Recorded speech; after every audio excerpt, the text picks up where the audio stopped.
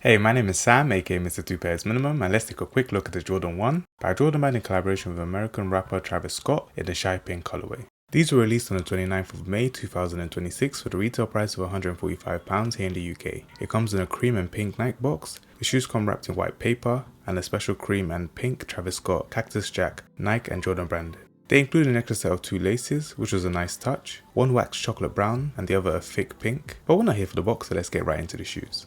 Just in time for summer, Jordan Brand dropped a Valentine's inspired 2-pack with these as well as the Cell Tropical Pink colorway. Love heart hits can be seen on the left tongue tab as well as the pink insoles. This pair features a muslin cream cell white smooth leather upper with hits of Shy Pink on the large tumbled lateral reverse swoosh, the outsole as well as heel branding. University red Cactus Jack branding can be seen on the medial mid panel, and all of this sits on a collar blocking muslin cream midsole.